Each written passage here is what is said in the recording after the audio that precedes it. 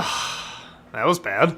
Artemis Fowl! This is one of those films that was going to be released on the big screen, but then the pandemic happened and they released it on Disney+. Boy, did they dodge a bullet, cause man, oh man, I actually kind of feel bad for this movie. It has a great cast around it. Apparently the book series is really popular. It has a wonderful director. And you know, it's Disney. They've done stuff like this before. They should be pretty good at it. But critics just ripped this movie apart, and I gotta say, they're right. Every time I try to give it a chance or look at it like maybe it's good from this point of view, no, they always botch it up somehow. It's honestly a little intriguing.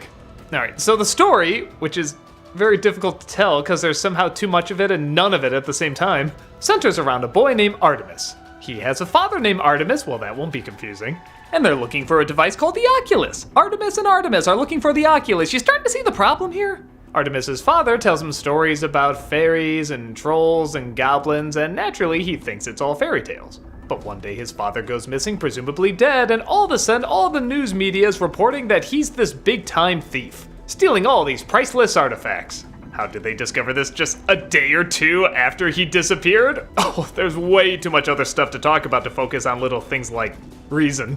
Artemis's butler shows him this world that, of course, he never knew existed, but was under his nose the whole time. All the talks of fairy tale creatures are true, and it looks like one of them, the fairies, who are little people dressed in green, have pointy ears and funny voices, and spend most of their time in Ireland.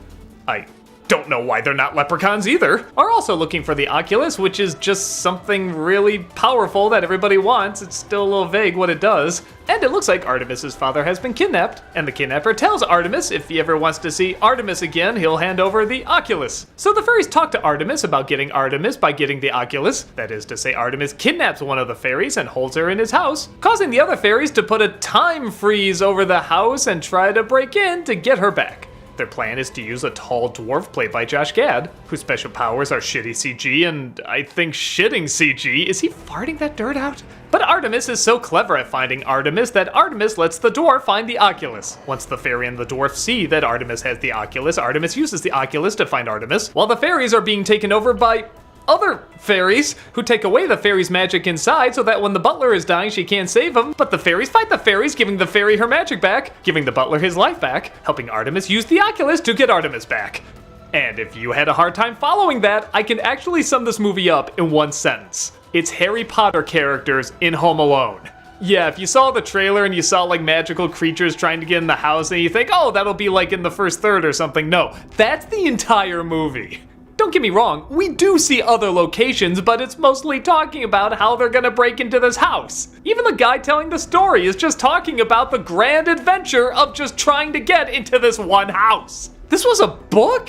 Even Home Alone saved that for the last third. It wasn't the entire movie. I mean, okay, it was Home Alone 3, but okay, it's Home Alone 3 with Harry Potter characters. Yet somehow there's so much exposition, so much explaining, so much backstory that they're trying to make it seem like this gigantic deal. But it's just Jupiter Ascending for kids. Way too much talking, not enough doing. And when they actually do stuff, it looks terrible. I mean, look at these effects. These are pathetic. They're not that much different from that troll in the first Harry Potter movie, and that's like years and years old. This is the guy who directed Thor? So alright, you're probably wondering, what's to feel bad about in this movie? Well, everything feels like it's close to being something. Like Josh Gad telling the story. He has this really unique voice. Honestly, I don't think I would recognize him if I didn't see him. But he kind of goes in and out of it. Like you kind of want to say, oh, we should do a take two. Like you tell Christian Bale, hey, we should do a take two on that Batman voice, but they didn't for some reason. Same thing with Judi Dench. Sometimes she seems kind of interesting and her voice seems kind of badass, but other times it's just laughably ridiculous. Even the main character, Artemis Fowl, I kind of thought at first, oh, this is going to be a pretty good performance because he seemed very reserved and kind of like this super genius. And I thought it was going to be like The Social Network where he was very calculating and kept everything inside and didn't show much emotion. But nope, there's several times where he's supposed to be afraid or happy or angry and, again, really needed some take twos.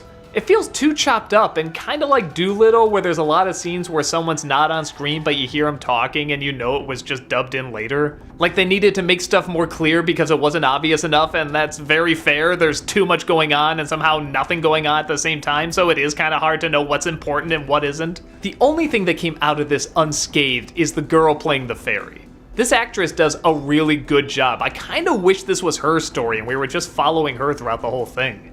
But nope, it's this overly detailed epic story about leprechaun fairies trying to break into this Men in Black kid's house. They even have deneuralizers in this. Yeah, they even use it on the eyes. God, is anything in this original?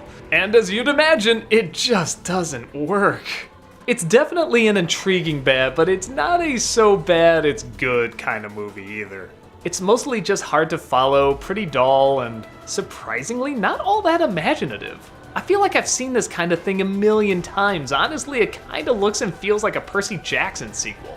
And it is a shame. There's a lot of good people involved in this, and even some of the newcomers I'd love to see go on to other stuff. But if this is really the most epic thing they could put together, then Fowl is definitely the right title for this flick.